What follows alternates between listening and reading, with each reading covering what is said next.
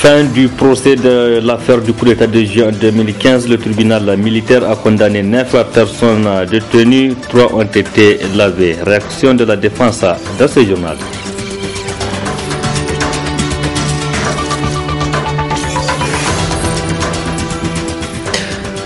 Nouveau mot d'ordre de grève à côté de la semaine prochaine à l'école des mines de l'industrie et de la géologie EMIG. Les raisons dans un instant.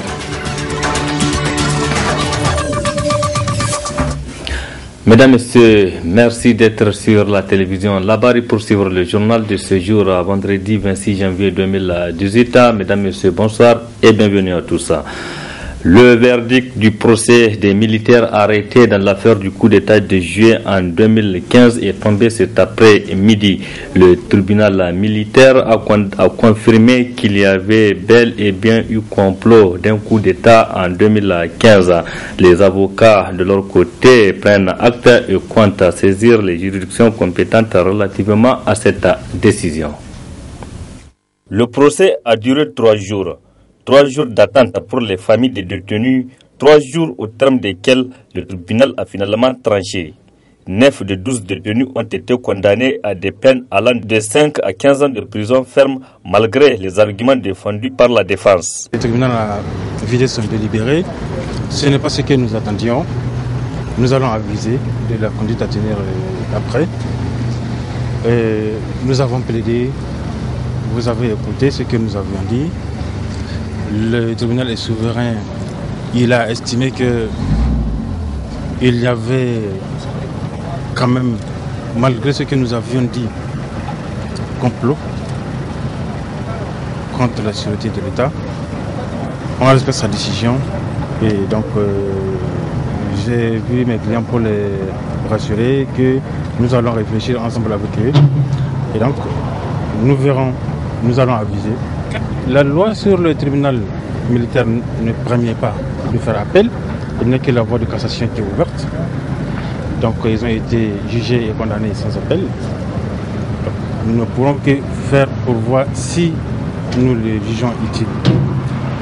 Donc comme j'ai dit, nous n'avons pas encore réfléchi. Nous allons nous réunir entre avocats avec nos clients et puis on décidera de ce qu'il y a à faire. Sur les 12, ils ont libéré 3. Oui, c'est déjà bien. Je l'avais dit que le ministère public a quand même eu ce courage de dire que malgré tout ce qui a été dit, il y a eu de fausses accusations.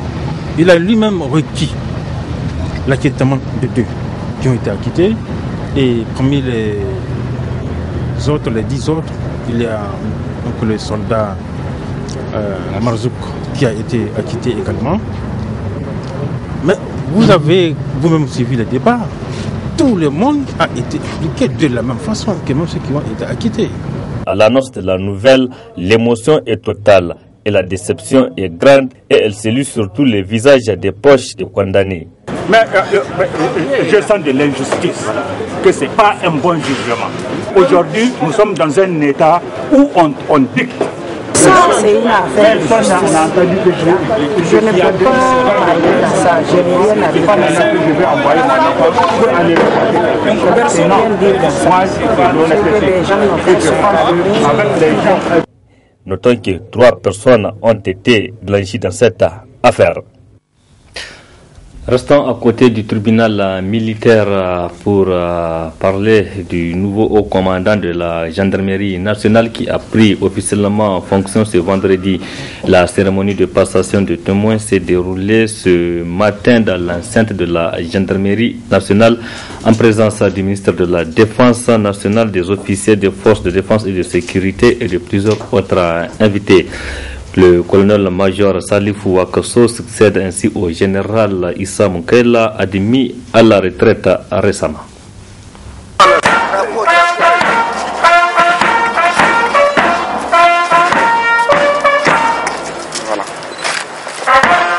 Par cette cérémonie riche en couleurs, le colonel-major Salifou Wakasso prend ainsi fonction à son nouveau poste du haut commandant de la gendarmerie nationale.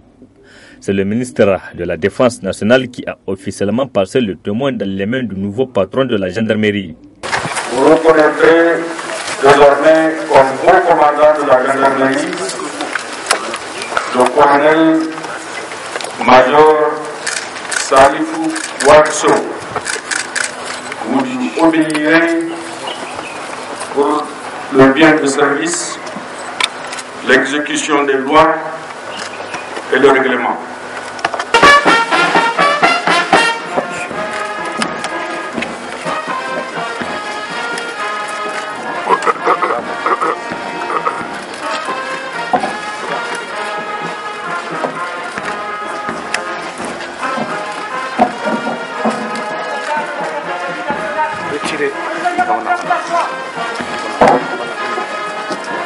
L'instant est solennel, l'émotion est grande pour le colonel-major, conscient d'énormes défis sécuritaires à relever, notamment les menaces terroristes auxquelles le Niger fait face dans les régions de Tillabéri et Difa. Le nouveau haut commandant de la gendarmerie nationale a été investi à ses nouvelles fonctions en présence des différents responsables des forces de défense et de sécurité et des corps paramilitaires. Il y avait aussi les présidents de certaines institutions de la République, les autorités civiles, les membres de sa famille, parents, amis et connaissances et des anciens gendarmes. Une cérémonie grandiose avec tous les honneurs militaires sous le commandement du lieutenant-colonel Garba Issifou, directeur de l'école de formation de la gendarmerie nationale. Ainsi, juste après la passation du témoin, le nouveau haut commandant de la gendarmerie nationale a reçu les félicitations de tous ceux qui ont fait les déplacements, mais aussi leur encouragement pour la nouvelle tâche qui attend désormais le colonel-major.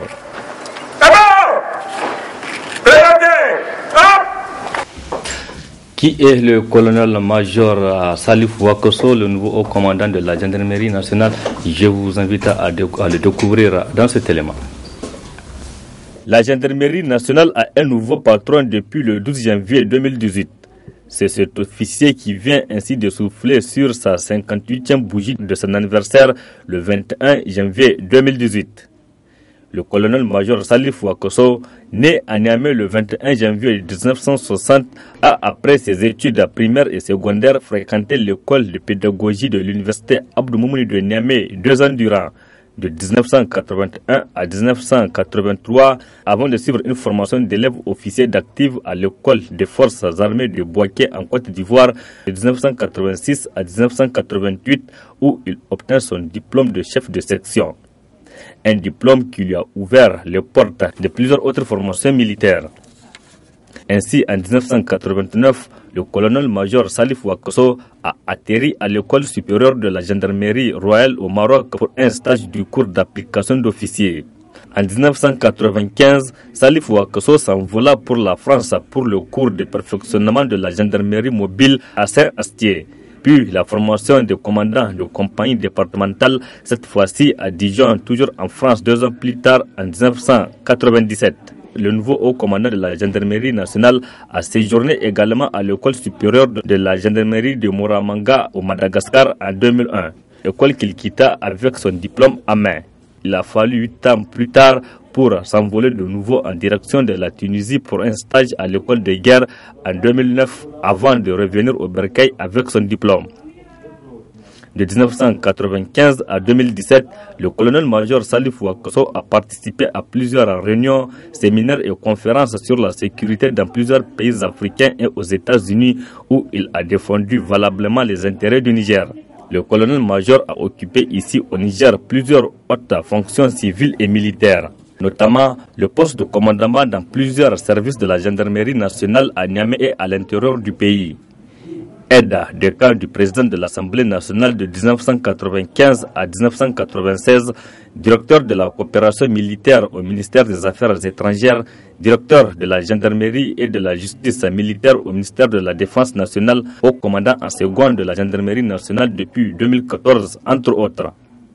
À l'international, le colonel-major Salif Ouakso a effectué une mission des opérations extérieures pendant 2 ans au Burundi. Pendant des décennies, le numéro 1 de la gendarmerie nationale a rendu d'énormes services à la nation. Des services qui lui ont valu des décorations de l'Ordre national du Niger, de l'Ordre des mérites du Niger et la médaille des Nations Unies. C'est un officier aguerri, un officier expérimenté donc qui prend désormais la commande de la gendarmerie nationale à un moment où ce corps a justement besoin des hommes voués des sens élevés de devoir, de sacrifice et de patriotisme pour faire face aux menaces terroristes à l'est et à l'ouest du Niger, notamment à Difa et à Tilaberi, deux régions déstabilisées en partie par des attaques terroristes. Le colonel-major Salif Wakoso est marié et père de 8 enfants. Direction à présent le siège du syndicat national des agents de douane SNAD qui a servi de cadre ce matin pour la célébration de la journée internationale de la douane, une journée dédiée cette année ici au Niger au renforcement de la sécurité de l'environnement commercial sous le slogan un environnement commercial sûr, au souci donc du développement économique.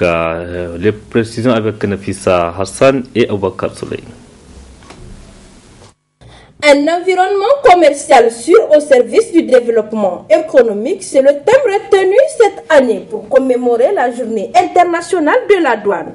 Au Niger, c'est une tradition pour l'administration des douanes nigériennes pour informer l'opinion publique nationale sur les efforts qui sont consentis pour la mobilisation des ressources fiscales d'une part et d'autre part, les efforts qu'elle déploie pour la sécurité des citoyens. Thème assez ouvert pour regrouper tous les aspects relatifs à la sécurisation et à la facilitation du commerce international. Ainsi, plusieurs instruments et outils de l'OMD dédiés à cette fin vont faire l'objet d'un développement au cours de la conférence qui suivra.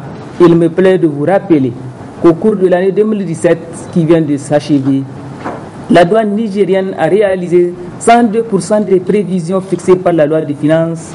Les objectifs, comme vous le constatez, ont donc été atteints. Ces résultats appréciables témoignent de l'engagement de tous les agents des douanes à accomplir leur noble mission, à savoir la mobilisation des ressources internes. Présent pour la cérémonie, le gouverneur de la région de Niamey et le ministre des Finances ont respectivement salué les actions de la douane nigérienne et les appelé à redoubler d'efforts pour que le commerce nigérien puisse prospérer. Je me réjouis de constater que ces préoccupations devant accompagner toute cette année 2018 soient au cœur des réformes de l'administration des douanes du Niger et j'en veux pour preuve la mise en œuvre des valeurs transactionnelles, la signature de la lettre d'intention du cadre des normes SAFE, qui est un instrument dédié à la sécurisation et à la facilitation du commerce en 2005.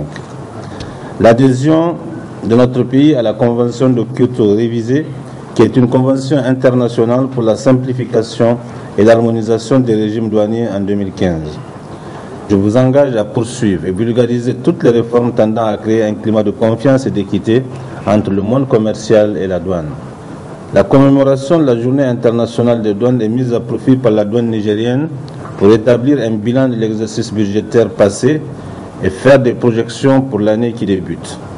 Il vous souviendra qu'en cette même place, je prenais acte de votre engagement à inverser la courbe des valeurs et redorer le blason si écorné de votre corporation. Je constate pour m'en réjouir que ce pari est en train d'être gagné. J'en veux pour preuve aussi le taux de réalisation des recettes cash de la douane qui s'élève à 102% des prévisions.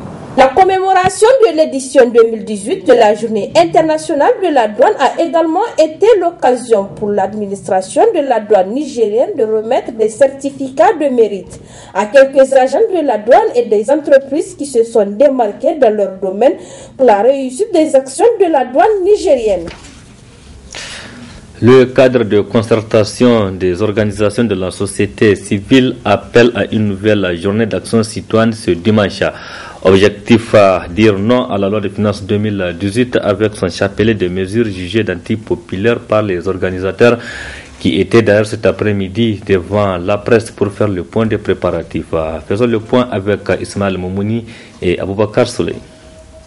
Menez des actions citoyennes pour dire non à cette loi de finances impopulaire et cela, quelle que soit votre position géographique, c'est le message adressé à l'endroit de la population du Niger par les organisations de la société civile anti-loi de finances qu'ils qualifient d'ailleurs de loi scélérate et antisociale.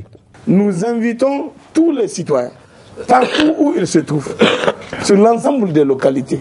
Par rapport à la journée, l'intérêt de la journée d'action citoyenne, c'est que ce n'est pas forcément une action identique que nous pouvons être amenés à observer et partout dans les différentes localités et en même temps. Dans chaque localité, par contre, le jour, c'est quand la journée arrive, le jour, chaque groupe de citoyens peuvent s'organiser comme ils peuvent et en fonction des moyens qu'ils ont dans leur localité, des possibilités qu'ils ont dans leur localité, ils peuvent développer une initiative qui va entrer dans le cadre du champ des actions citoyennes que nous avons prévu d'observer ces journées d'action, à l'occasion de ces journées d'action citoyenne, pour que nous puissions être dans la position de montrer à la face du monde et au gouvernement que voilà la réaction des Nigériens de partout. Qu'il n'y aura plus désormais que des Nigériens des chefs-lieux de région. C'est tous les Nigériens dans toutes les localités, même si c'est dans un chef-lieu de commune, que les gens ont les moyens de s'organiser pour se solidariser avec les autres compatriotes dans les différentes localités. Ils ont la possibilité de s'organiser, de faire leur action. Pour mener à bien leur combat, ils ont même institué une journée d'action citoyenne. Journée au cours de laquelle ils vont manifester leur mécontentement. Et pour justement rappeler aux uns et aux autres notre engagement commun que nous avons pris d'observer toutes les 2 semaines une journée d'action citoyenne. Cette journée d'action citoyenne telle que nous l'avons indiquée, c'est une journée de manifestation citoyenne, qu'on peut dire d'agitation permanente, que les citoyens nigériens vont continuer à observer jusqu'à ce que le gouvernement revienne sur ces mesures antisociales et impopulaires. Sur cette loi, j'allais dire, et des finances catastrophiques que désormais et tout le monde connaît. Les acteurs de la société civile invitent la population de Niamey et alentour de participer massivement à la marche suivie de meetings le dimanche prochain pour dire non à la loi de finances.